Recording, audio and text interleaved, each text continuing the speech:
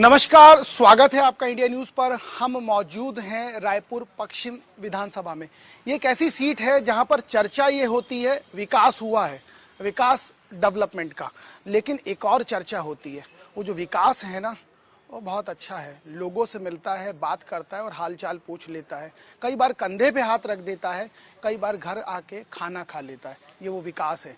ये विकास उपाध्याय हैं जो रायपुर पश्चिम के प्रत्याशी हैं, हमारे साथ मौजूद हैं। बहुत स्वागत है आपका इंडिया न्यूज पर। शेड्यूल बहुत टाइट था इसलिए आज मौका लगा। चर्चा ये है कि विकास उपाध्याय आदमी तो अच्छे हैं, हमारे घर आ जाते हैं, हालचाल पूछ लेते हैं, मिल लेते हैं, बहुत कुछ जान लेते हैं, विधायक से कहीं बेहतर भाई बन जाते हैं। सच्चाई क्या है इसके पीछे? कोई दिखावा तो नहीं कर देते हो ऐसा कर? देखिए, मैं साधारण मध्यम वर्गीय परिवार से हूँ और विधायक हूँ रायपुर पश्चिम, रायपुर राजधानी छत्तीसगढ़ की रायपुर राजधानी से विधायक हूँ।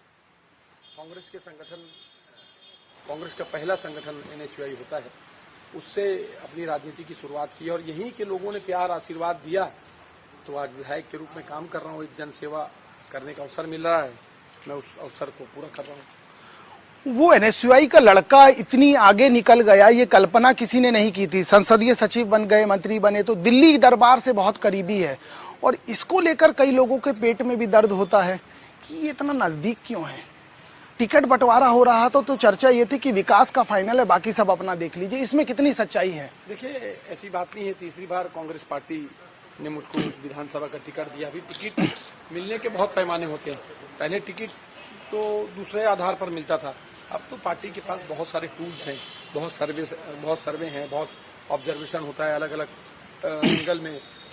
आप लोगों जो प्रत्याशी बनने वाला है उसके मेरिट डिमेरिट को देखा जाता है, उस आधार गुण और दोष पर टिकट मिलती है और मैं समझता हूँ ये तीसरी बार कांग्रेस पार्टी ने मुझ पर विश्वास किया है।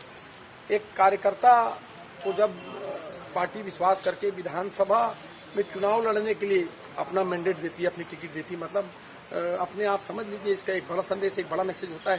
दिल्ली तो पहचानती है काम करने वाले लोग कौन हैं और मैंने संगठन में आधा समय तमाम बड़ी जगहों के प्रभारी भी रहे हैं, तो आप कह रहे दिल्ली पहचानती है। दिल्ली इसलिए भी तो पहचानती है क्योंकि आप नजदीकी हैं, राहुल गांधी के नजदीकी हैं। तो देखिए, ये तो बात कहने में कोई वो नहीं है। नजदीकी इसलिए कि मैं कांग्रेस पार्टी के संगठन में काम करता हूँ और कांग्रेस की हर लीडरशिप से नजदीकी है। जो काम पसंद करता है वो नेता से नजदीकी है, जो हमारे काम को जानता है। मैं हिंदुस्तान का कोई भी ऐसा प्रदेश नहीं होगा जहां कांग्रेस के अलग अलग संगठनों के माध्यम से वहां प्रभारी बनकर, इंचार्ज बनकर वहां के काम को, यहाँ वहां संगठन के काम के लिए मैं नहीं गया हूँ।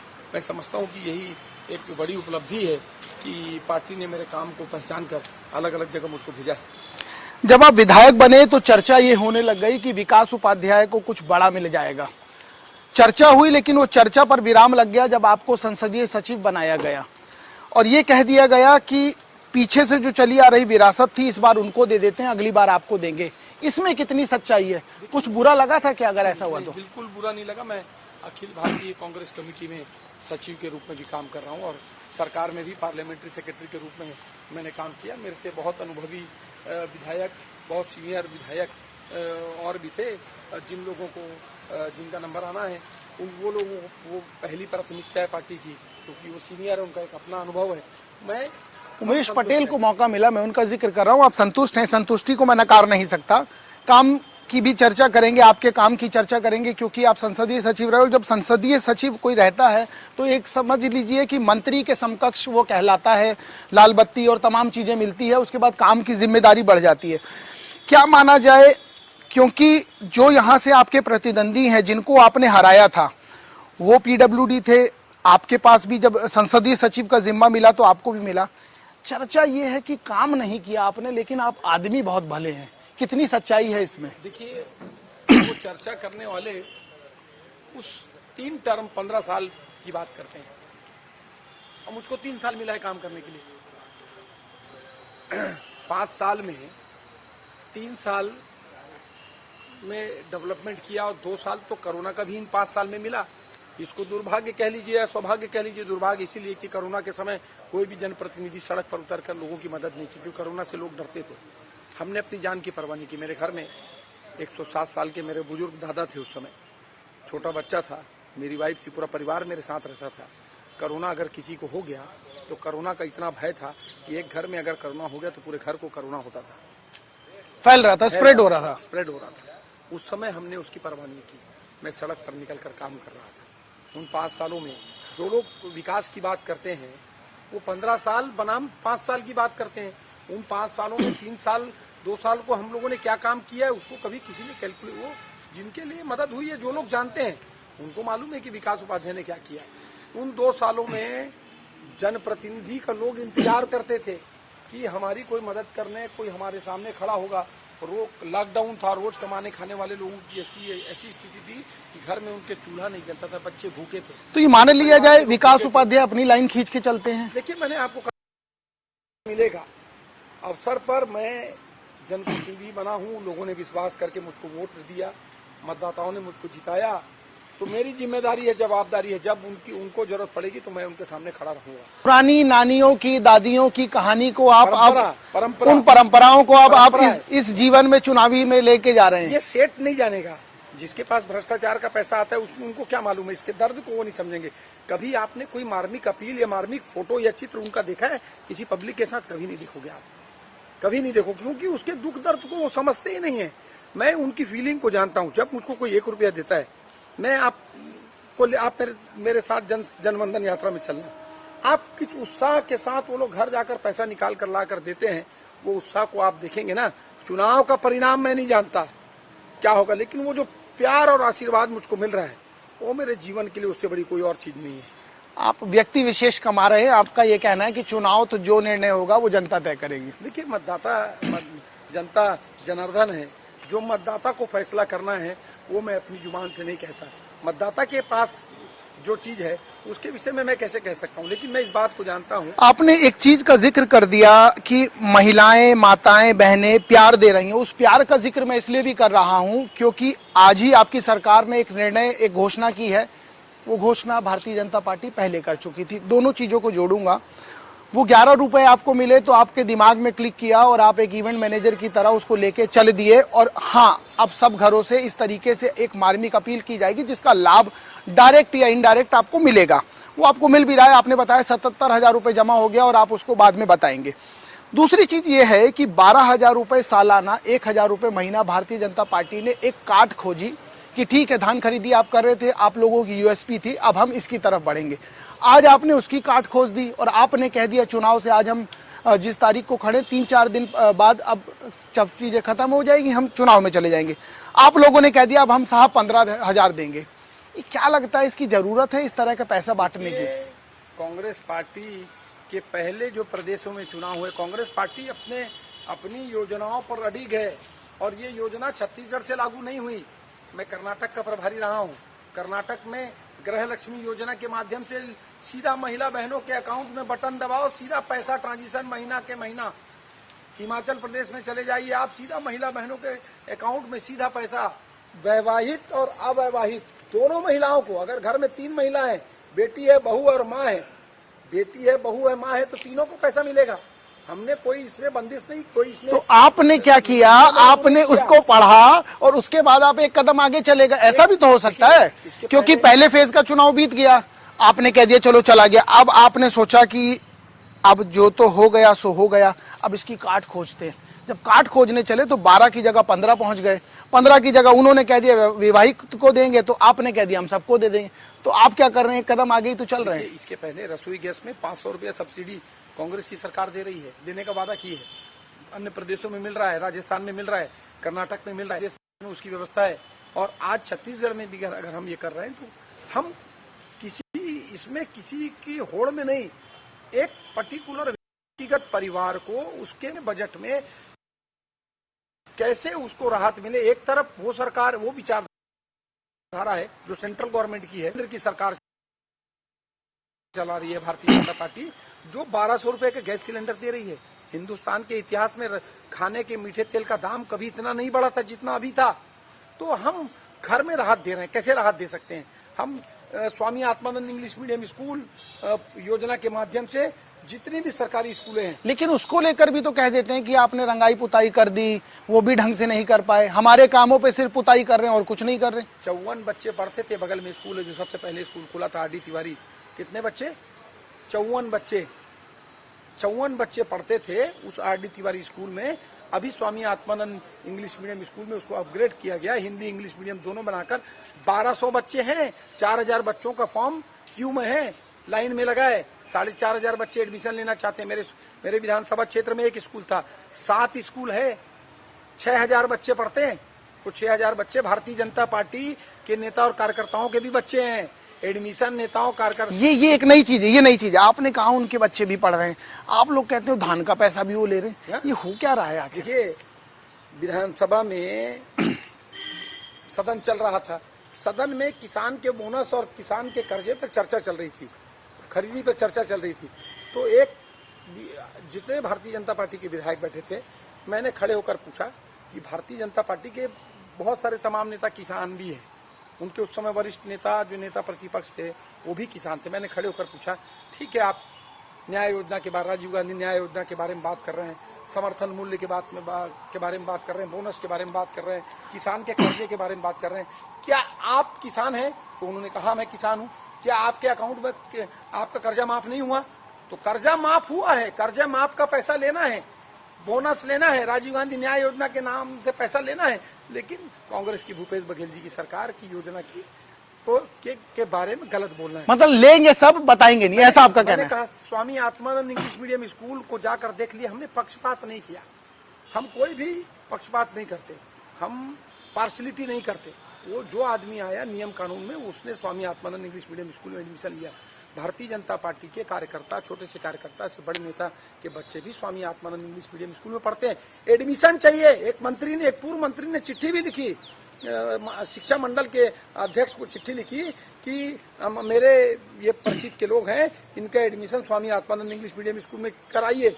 Swami Atmanand English medium school अच्छा नहीं है तो एडमिशन क्यों चाहिए? ये एक 35 किलो चावल राशन कार्ड में चाहिए। लेकिन भूपेश बघेल जी की कांग्रेस की सरकार खराब है। 15 साल राज करने का मौका मिला, 5 किलो से 7 किलो किया था। पहली सरकार ने पहली बार में 35 किलो चावल दे दिया। पहली बार में 35 किलो बढ़ा दिया गया। एक चीज ये बताइए कि जब आपकी सरकार की चर्चा होती है तो धान की चर्चा होती है, नकारा नहीं जा सकता। लेकिन आपका जो नाम है ना विकास, उस विकास की चर्चा नहीं होती। वहां पर आप लोग फिसड्डी नजर आते हैं। ऐसा जनता भी कह देती है कई बार, और ऐसा वो राजनेता भी कह देते हैं जो आपके अपोनेंट में है और जो पूरा विपक्षी दल है जो बचा हुआ है 13-14 लोगों का। इसमें कितनी सच्चाई है?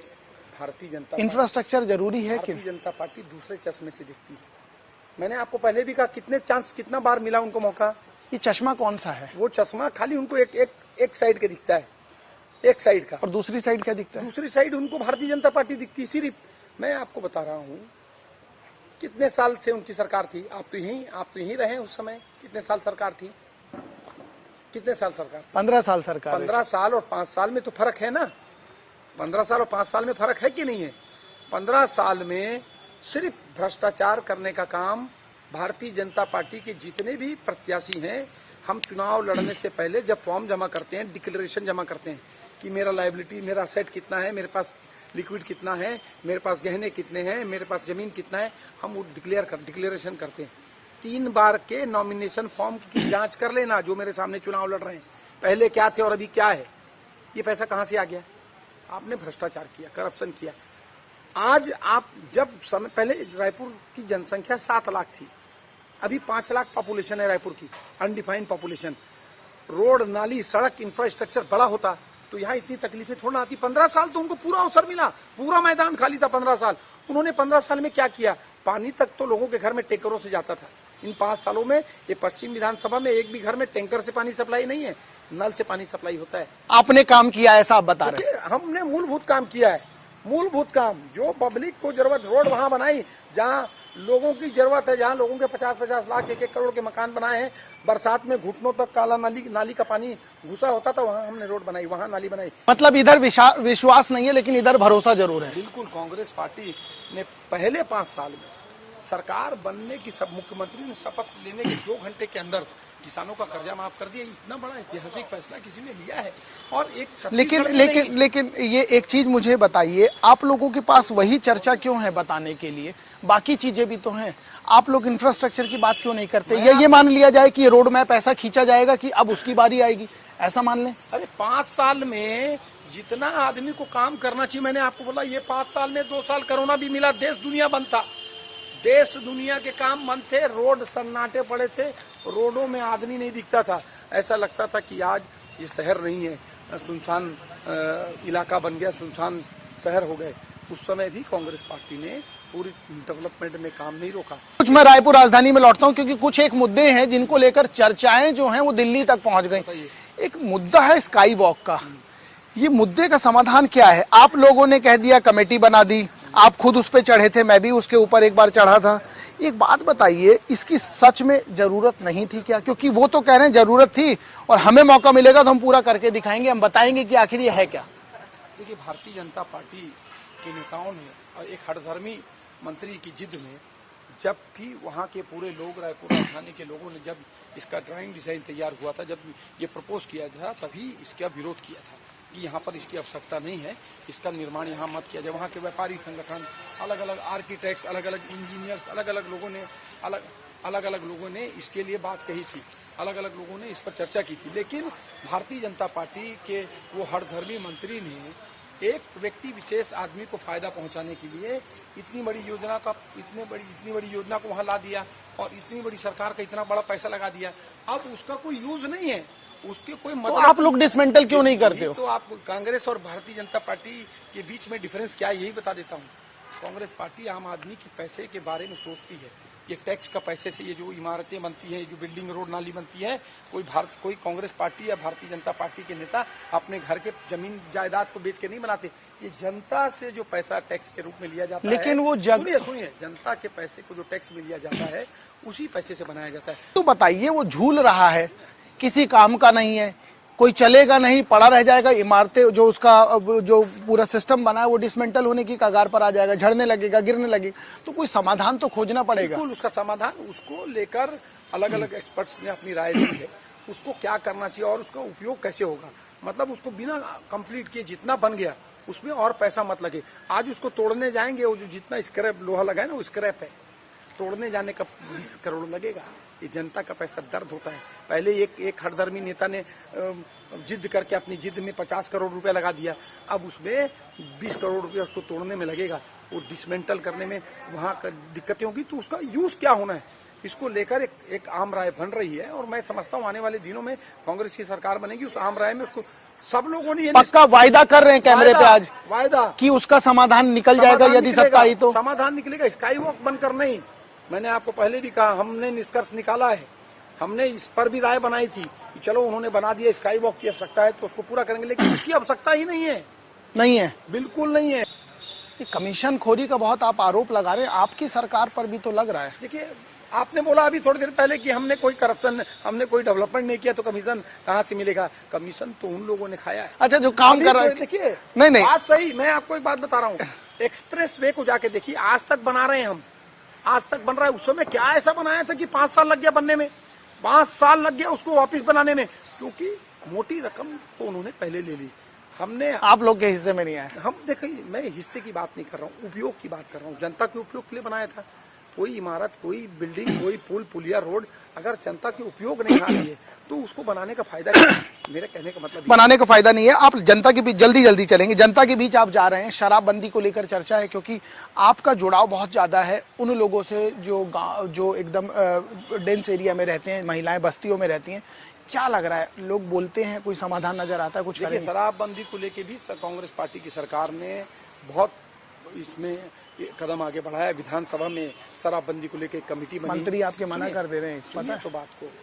विधानसभा में कमेटी बनी जिसमें जितने भी विधानसभा के सदस्य हैं, अलग अलग राजनीतिक दल के, उन सब लोगों को समिति में रखा गया। भारतीय जनता पार्टी के नेताओं को भी समिति में रखा गया, विधायकों को। एक भी मीटिंग में नहीं आए, क्योंकि भारतीय जनता पार्टी चाहती नहीं है कि शराबबंदी हो। वो तो इसको मुद्दा चाहती है, हम ये मुद्दा नहीं है, ये एक अपील है,